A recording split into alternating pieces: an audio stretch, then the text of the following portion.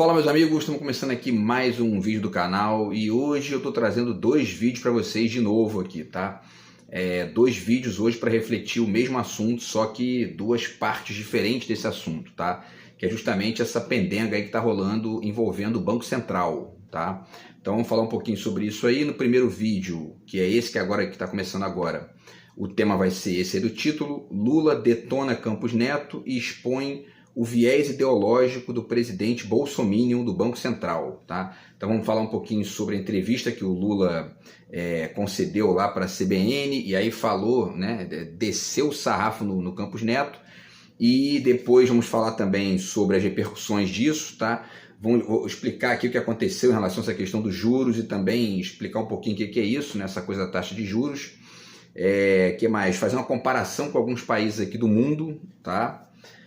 Para vocês verem como realmente está exagerada essa taxa do Brasil aí, certo?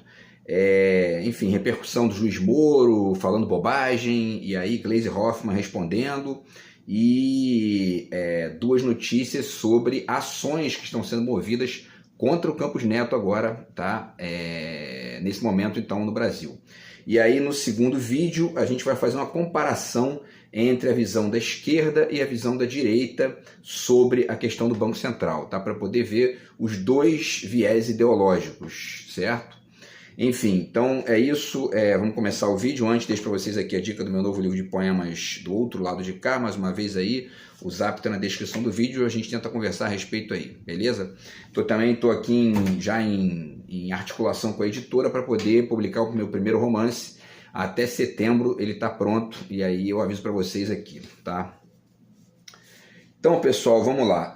Vamos falar um pouquinho então aqui, primeiramente, nesse primeiro vídeo, Lula detonando aí o Campos Neto, tá? E expondo o viés ideológico, né, do Banco Central, que eu já fiz alguns vídeos aqui explicando isso. Eles ficam, enfim, né, maquiando ali a fala, tentando esconder o seu viés ideológico a partir de uma certa generalização da palavra técnica, como se isso fosse, né, uma distinção da ideologia, quando na verdade é uma balela isso, né? No fundo existem duas visões ideológicas ali e duas técnicas que estão conectadas cada uma com cada uma dessas duas visões ideológicas, tá?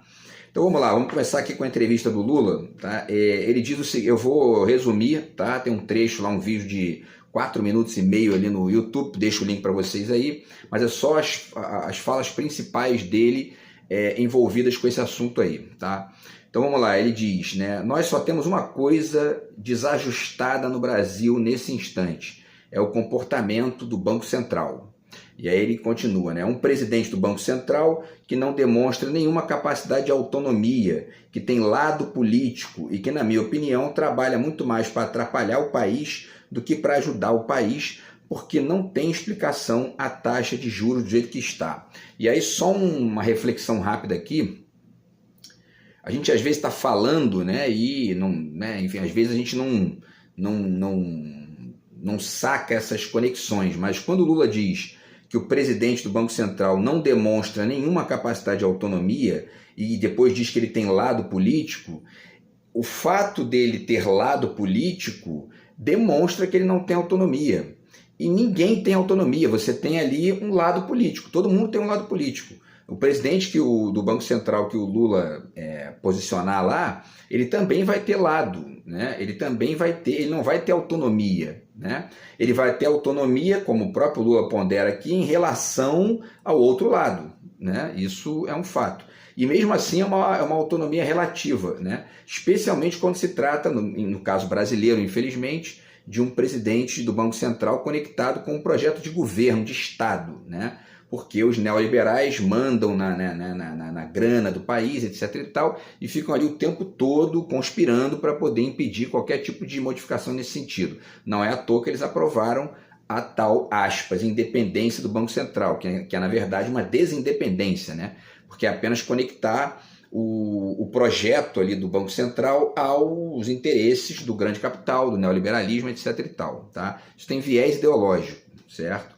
Então, enfim, esse é um ponto, e aí o restante aqui é isso, né? Ele está trabalhando para atrapalhar o país, muito mais do que para ajudar. Por quê? Porque a direita brasileira não tem projeto de país, ela tem projeto próprio, ela tem projeto privado, né? É um projeto ali de grupo, de casta, e, enfim, o pessoal chama aí hoje em dia de Faria Limers, né? Enfim, já deixo para vocês a dica do livro, né, do Leandro Conder, tá? A questão da ideologia, que ajuda bastante a entender uma parte desse assunto aí, tá? Enfim, e, bom, esse é um ponto aqui. Então, continuando aqui na fala do Lula, o Lula, então, logo depois, né, que ele acusa o Campos Neto de estar ali atrapalhando o país, ele compara o Campos Neto com o Meirelles, dizendo que o Meirelles tinha mais autonomia. E aí eu acho importante ponderar o seguinte: o esclarecimento dessa situação não está aqui. Não está em você dizer que um tem mais autonomia que o outro. O esclarecimento, para as pessoas entenderem como é que funciona esse jogo aí, é dizer, ó, existe um lado e, portanto, um viés ideológico e, portanto, uma técnica X, que é a do neoliberalismo, e existe um outro lado, que é um outro viés ideológico, que é uma técnica, uma outra técnica, que é a do projeto de Estado, né? Então, se essa gente está conectada com o Estado e não tem vocação para o Estado, porque a técnica deles, a visão ideológica deles é a visão do neoliberalismo, enfim, há que se dizer isso, que eles estão no lugar errado, né? Nitidamente estão no lugar errado. Mas, na verdade, eles estão no lugar errado porque eles querem estar ali no lugar errado para poder fazer o certo para eles, né? Enfim, e aí, continuando, né? Ele citou o encontro do Campos Neto com o Tarcísio, e aí fez a pergunta, que essa é a questão, né? Ele diz, a quem ele está submetido? Cadê a autonomia dele? Né? Porque essa é a questão, ele está submetido a alguém, está submetido a um grupo, né? Está submetido a um viés ideológico, está submetido a uma visão não dá nem para chamar isso de visão de país, porque não tem, mas é uma visão de grupo, né? Enfim, e aí o Lula continua, eu vou escolher um presidente do Banco Central que tenha comprometimento com o desenvolvimento deste país, com o controle da inflação, mas também que tenha na cabeça que a gente tem que pensar também numa meta de crescimento. Isso aqui é você deixar claro, esclarecer o seu viés ideológico e não ficar disfarçando, deschavando, né, mantendo na encolha ali a sua perspectiva, como era o caso do Bolsonaro, como é o caso do Campos Neto, como é o caso enfim, né, dessa gente toda aí que fica, não, a gente não tem, vamos acabar com o viés ideológico, né? Isso é para enganar ingênuo, tá? Enfim, e a direita, então, aí entra, a distinção está aqui, né? Quando ele fala em desenvolvimento e crescimento, a direita não está preocupada nem com o desenvolvimento do país, nem com o crescimento do país. Eles estão preocupados apenas com o controle do orçamento via dívida pública, para poder manejar isso a partir de conexões com, enfim, com o pagamento de dividendos para acionistas da Petrobras, com através daquela PLP, né, que eu falei outro dia aqui, fiz um vídeo sobre que é um escândalo aquilo, né? A PLP 459 de 2017, que fica ali, eles criaram estatais para poder conectar com o dinheiro do orçamento, para poder retirar o dinheiro do orçamento via bancos privados, enfim, para poder manejar isso internamente, ali, que o dinheiro público está na mão dos bancos, né? E eles querem tornar isso uma coisa generalizada no Brasil. Então, e aí o Lula fala, né? E a diferença está aí, a esquerda tem um projeto de desenvolvimento nacional, crescimento do Brasil e um projeto de fortalecimento do Estado naquilo que ele tem de potencial para fazer, enfim, uma série de coisas aí, não só aquelas que o mercado não tem vocação para fazer, mas aquelas que o mercado até eventualmente tem a vocação, mas o Estado faz melhor. Certo? É assim que está funcionando na China, é assim que funciona na Europa, é assim que funciona nos Estados Unidos, é assim que funciona no Canadá, é assim que funciona na Austrália, enfim, né? Já falei aqui, os Estados Unidos gastam só de pesquisa, agora não lembro se é o Alzheimer ou o mal de Parkinson, mas eu acho que é o Alzheimer. Só em pesquisa para o Alzheimer eles gastam a grana inteira do Ministério de Ciência e Tecnologia do Brasil, quer dizer... E essa gente fica aqui defendendo o Estado mínimo, né? Enfim, tá? E aí vamos lá, continuando aqui, o Lula, para poder finalizar a fala dele, né? Ele diz que o mercado muitas vezes não contribui com o país, porque o mercado... outra forma de esclarecer isso aqui de uma maneira muito, né, muito evidente é dizer que esse mercado aqui é o mercado financeiro, né? Porque existe um mercado que é o mercado dos produtos, o mercado das trocas, aí o mercado da internet, enfim. Esse mercado que quer dar as cartas ali no governo, por baixo dos panos, é o mercado financeiro, certo? E parte significativa desse mercado financeiro é uma galera lá de fora que, né, que tem aqui os seus, enfim, né, os seus capachos aqui dentro, ou os seus porta-vozes, né, enfim, aqui dentro, tá? Então ele fala que tem mentira na imprensa, que vende coisas falsas e tudo mais, e aí citou o erro de previsão do FMI. O FMI fez uma previsão de 0,8, o Brasil cresceu 2,9, quer dizer, né? E eles ainda acham que tem o direito de ficar, sabe, independentes, né? Erram toda hora, mas enfim, né?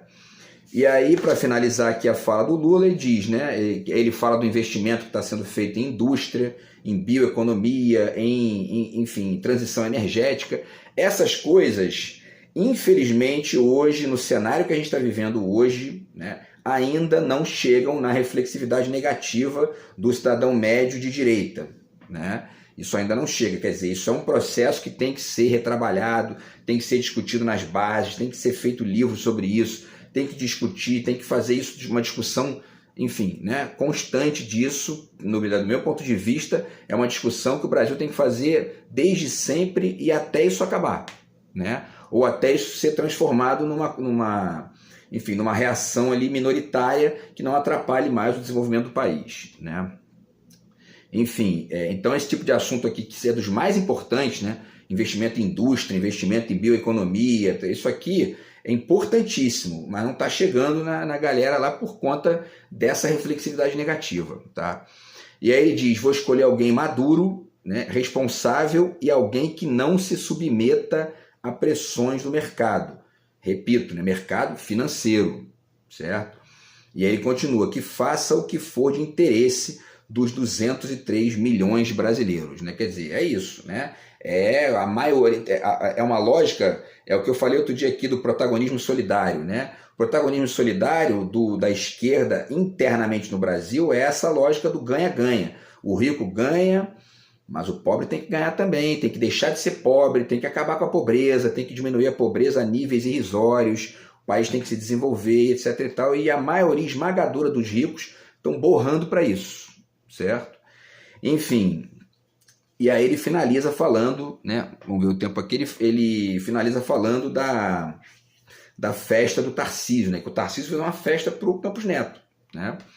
E certamente porque o Tarcísio está achando, o Lula, né, dizendo, né? Certamente porque o Tarcísio está achando maravilhoso a taxa de juros a 10,50. O Tarcísio está borrando para isso, ele foi o pior investimento público da história do Brasil, né? Tá nem aí para isso, tá? E como ele é um cara de direita, então ele está governando São Paulo, mesmo que ele faça muita cagada ali, como ele é de direita, e São Paulo é historicamente um local ali, né, enfim, massivamente de direita, isso não vai afetar tanto a imagem dele, nem a imagem da direita e tudo mais, tá?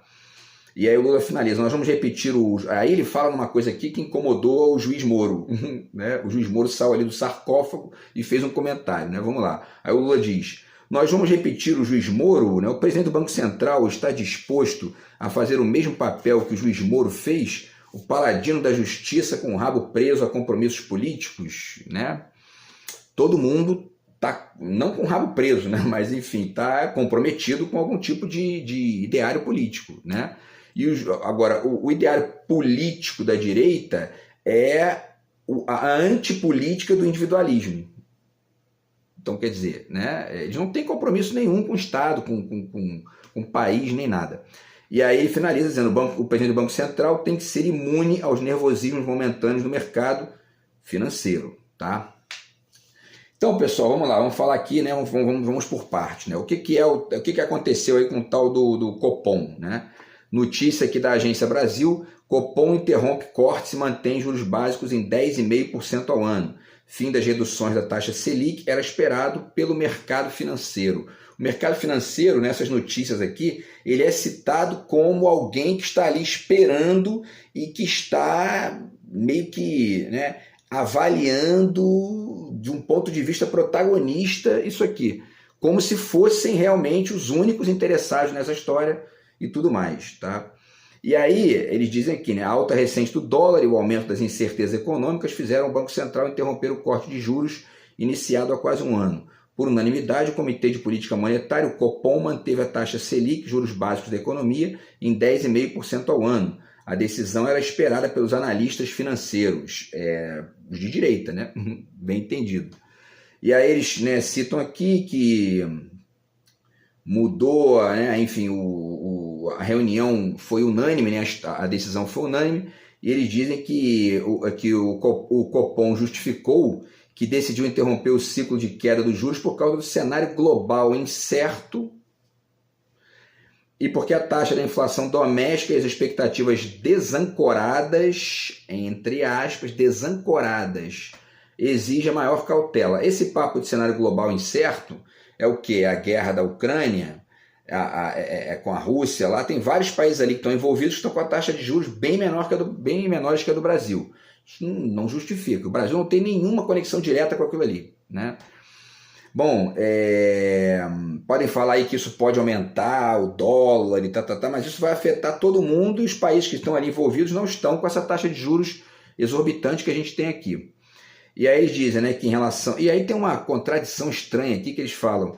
Em relação ao cenário doméstico, o conjunto dos indicadores de atividade econômica e do mercado de trabalho seguem apresentando dinamismo maior do que o esperado. A inflação cheia ao consumidor tem apresentado trajetória de desinflação, enquanto medidas de inflação subjacente se situaram acima da meta para a inflação nas divulgações mais recentes. E aí, isso aqui é o texto do Copom, justificando a manutenção dos juros. E aí eles finalizam com um texto estranho aqui que eles dizem. Segundo o Copom, a conjuntura atual está marcada por uma desinflação mais lenta do que o esperado, um cenário global desafiador e, olha agora aqui, ó, a desancoragem das expectativas de inflação pelo mercado financeiro. Como se a expectativa de inflação do mercado financeiro fosse aquilo que tem que designar o que vai ser feito com a taxa de juros. Né? Quer dizer, isso é um absurdo. Né? E aí eles ficam dizendo que o Banco Central é independente. Né? É totalmente dependente do humor do mercado financeiro. Isso está nas notícias. Né? Enfim, rapidamente aqui uma comparação, tá, da taxa de juros brasileira com a taxa de juros lá fora. A taxa de juros do Brasil hoje só é menor o Brasil está, repito aqui, em 10,5. Só está menor do que o México, que está com 11, a Rússia, que está com 16, a Argentina, que está com 40, e esse caos lá, né? E a Turquia, que está com 50. Né? Então, são países aí que estão passando por problemas muito mais sérios aí do que o Brasil. Então, quer dizer, Turquia 50, Argentina 40, Rússia 16, México 11, e aí o Brasil 10,5. E aí, então, eu fui pesquisar a inflação hoje, em alguns países nos quais a taxa de juros está menor que a do Brasil. Então, vamos lá. África do Sul. A taxa de juros na África do Sul é de 8,25. A inflação deles está em 5,2. Está um pouquinho maior que a do Brasil. A inflação, o Brasil hoje está com 3,9 de inflação. A África do Sul tem 5,2 e a taxa de juros está menor. Por quê? Por que será? Né? O que mais? Vamos lá. A Índia está com uma taxa de juros de 6,5, 4 pontos menor que a do Brasil, e a inflação deles está em 4,75, maior que a do Brasil. Por quê? Por que eles têm uma taxa de inflação maior e uma taxa de juros menor? Alguém tem que explicar isso aí, né? O que mais? Vamos lá. Os Estados Unidos estão com a inflação dos Estados Unidos hoje é de 3,3. Pouca coisa ali menor que a do Brasil, que está em 3,9, né? 0,6 ali a diferença. A taxa de juros dos Estados Unidos é de 5,5, metade da do Brasil. Por quê? Por que será? Né? Canadá. O Canadá está com 2,8 de inflação, quer dizer, um ponto ali abaixo do Brasil, que é, né, aceitável essa diferença, e a taxa de juros do Canadá é de 4,75. Por quê? Por que será? Né? O que mais? Vamos lá. A zona do euro. Tá? A zona do euro, vamos lá. A zona do euro está com uma inflação de 2,7, um ponto ali, 1,2 menor que a do Brasil, e a taxa de juros da zona do euro é de 4,25. Por quê? Porque a taxa de juros está menos da metade da taxa de juros brasileira e a inflação é só um ponto ali abaixo, né? E para finalizar, a China está com uma inflação de 3%, né? 0,9 abaixo da inflação do Brasil, e a taxa de juros na China é de 3,45, quase um terço da taxa de juros brasileira. Por que será? Hein? E o último é o Japão. O Japão ainda é mais bizarro, porque o Japão está com uma inflação de 2% e a taxa de juros do Japão é de 0,1. Quer dizer, o que explica essa bizarrice aí, né? Enfim, né, que alguns economistas aí com uma visão de país possam explicar isso aí para a gente entender melhor. Enfim, e aí, pessoal, para finalizar, vamos falar do juiz Moro, né, e das denúncias feitas aqui contra o Campos Neto, tá? O juiz Moro, vamos ver aqui, deixa eu abrir aqui, publicou lá um Twitter, né, um X, dizendo Lula, aí ele colocou uma notícia do jornal Extra, Lula ataca Banco Central e compara Campos Neto a Moro na véspera da reunião do Copom, né? E aí o juiz Moro se incomodou, saiu do sarcófago ali para falar mais uma bobagem. Ele vira e diz o seguinte: Lula, ao atacar sem razão o Bacen, que é o Banco Central, né, e o Campos Neto, quer levantar nuvem de fumaça sobre a incompetência de seu governo na economia. Qual a incompetência? Ele não diz, né? Os números da economia estão todos melhores do que o do Bolsonaro. Qual é a incompetência do Lula? O governo Bolsonaro, que ele participou e que tem um viés de Paulo Guedes, direita, que ele apoia até hoje, faz parte de um partido de direita, né? Então ele continua, é a mesma técnica que ele usou contra mim. Né? Ele diz, quando me atacava, queria esconder a corrupção de seus governos da Petrobras. Há método na mentira lulista. Quer dizer, o juiz Moro está vivendo ainda, sabe, em cima da cabana, da árvore que ele criou para poder manter aquela lógica lá da Lava Jato, ele é herói do Brasil, que já acabou há muito tempo. Alguém tem que dizer isso no ouvidinho dele. Filhão, tu não é mais o herói do Brasil, entendeu? Isso aí já foi desmascarado. Tenta outra, certo? E aí, há método na mentira do Moro. Há método na mentira do Moro. Enfim, a Gleisi Hoffmann respondeu, né, para ele, disse o seguinte: mentiroso com trânsito em julgado no STF é o Sérgio Moro, e é verdade, né? Mentiu que podia processar e julgar Lula quando era incompetente, mentiu para condená-lo sem provas, mentiu que combatia a corrupção quando estava a serviço de um projeto político. Lula está coberto de razão ao compará-lo ao sabotador Campos Neto. Este, pelo menos, nunca negou que é bolsonarista, né? O juiz Moro fica ali disfarçando, né? O juiz Moro é o famoso sapatênis, né? Enfim. E aí, para finalizar, tem duas denúncias já contra o Campos Neto, tá? Primeira delas, e aí vale uma crítica sutil aqui a uma dessas denúncias, tá? Vamos lá. A primeira notícia é da Carta Capital, tá? PT aciona a justiça contra Campos Neto. Entenda o que o partido pede na ação. E aí eles dizem, Campos Neto na mira, o Partido dos Trabalhadores apresentará uma ação contra Roberto Campos Neto, solicitando que a justiça obrigue o presidente do Banco Central a não se manifestar politicamente em eventos públicos. O texto, segundo a assessoria da presidente do partido, deputada Gleisi Hoffmann, será apresentado nesta quarta-feira, dia 19, na Justiça Popular do Distrito Federal. Eu discordo radicalmente disso aqui. Tem que deixar ele se posicionar todo dia, se ele quiser. Fala mais. Então aqui, proibir, né, obrigá-lo a não se manifestar politicamente em eventos públicos, eu acho que tem que deixar ele se manifestar, porque vai ficando evidente, escancarado o viés ideológico dele. Você vai o quê? Você vai obrigar ele a voltar para uma lógica de disfarce ali, de retórica, enfim. Deixa ele falar, deixa ele jantar com o Tarcísio, com o Bolsonaro, tira foto, grava, é isso aí, para a gente fazer a crítica disso, entendeu? Eu acho que o ponto é esse aí. E aí ela diz, né, que a reportagem, né, diz que a ação ocorre após Campos Neto participar na semana passada de uma sessão solene na Assembleia Legislativa de São Paulo, ao lado do governador Tarcísio de Freitas.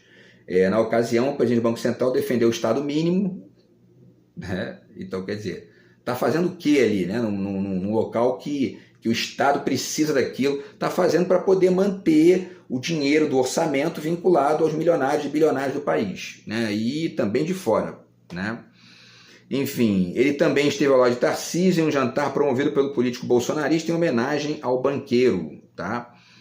No encontro, o presidente do Banco Central teria dito a Tarcísio que aceita ser o ministro da Fazenda do bolsonarista caso ele se candidate ao Planalto e vença as eleições de 2026. Isso aqui é sensacional, eu acho ótimo isso. Eu não acho que tem que ser atacado, não. Deixa ele falar, deixa ele dizer que quer ser presidente, deixa ele dizer qual é o partido, né? É maravilha, é ótimo. Porque aí a gente vai e contrapõe. Quem quiser entender, entende que isso é um viés ideológico, né? É melhor do que deixar ele disfarçando, né? Enfim. Isso é um pouco aqui o que eu tenho chamado aí de a obra escancarada do bolsonarismo, né? Eles não disfarçam porcaria nenhuma, né?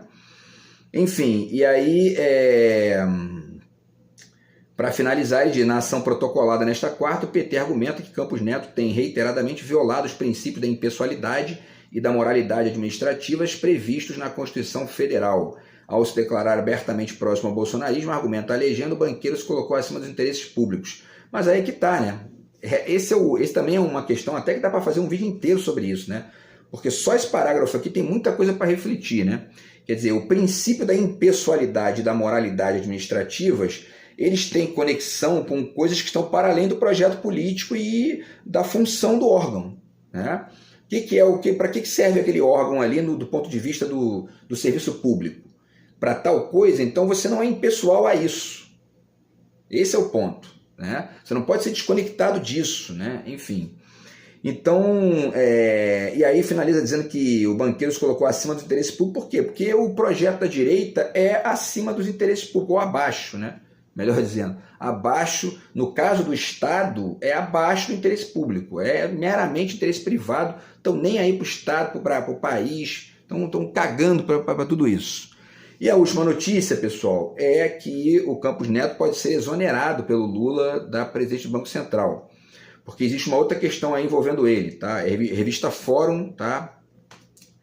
Alçado por Bolsonaro e Paulo Guedes à presidência do Banco Central em fevereiro de 2019, após fazer carreira no Banco Santander, que comprou o Bozano Simonsen, onde ele começou a trabalhar em 96, Roberto Campos Neto está no centro do debate político por favorecer instituições financeiras e, segundo o presidente Lula, trabalha para prejudicar o país. Neto de Roberto Campos, ministro do Planejamento da ditadura militar, o atual presidente do Banco Central é alvo de uma representação do Ministério Público junto ao Tribunal de Contas da União para apurar suposto conluio com bancos e operadoras do mercado financeiro. Não precisa ser muito inteligente para entender isso, mas é ótimo que isso seja materializado de alguma maneira para poder mostrar que esse cara está ali defendendo um grupo de pessoas, ele não está ali independente, isso é conversa fiada, né? E vamos tentar refletir isso de maneira mais ampla aqui no segundo vídeo, tá? E aí, para finalizar, eles dizem, o esquema teria gerado lucros milionários com a especulação sobre dados econômicos, em especial as projeções de inflação pelo boletim Focus, publicação semanal do Banco Central que reúne expectativas periódicas do mercado. Segundo o subprocurador-geral Lucas Furtado, a definição da Selic leva em consideração essas publicações que, por sua vez, seriam influenciadas pelos interesses de instituições privadas. Tá? Para o subprocurador, a prática pode abrir um precedente para a manipulação dos índices econômicos do país, como a Selic, em detrimento do interesse público. Caso sejam comprovadas as suspeitas, Campos Neto poderá ser exonerado da presidência do Banco Central antes do fim de seu mandato em fevereiro de 2025. Só um último comentário, tá? Se o presidente do Fed nos Estados Unidos é pego conspirando para poder gerar lucro para empresas estrangeiras ou para o mercado financeiro em detrimento do Estado dos Estados Unidos, isso dá cadeia lá, isso dá processo pesado, entendeu? Aqui essa gente defende isso, faz jantar, comemora, ainda diz que vai ser ministro. Entendem a diferença? Quer dizer, né? Então a gente vai refletir essas diferenças no próximo vídeo aqui, tá? De hoje ainda, beleza? Então um grande abraço aí, tamo junto, fui.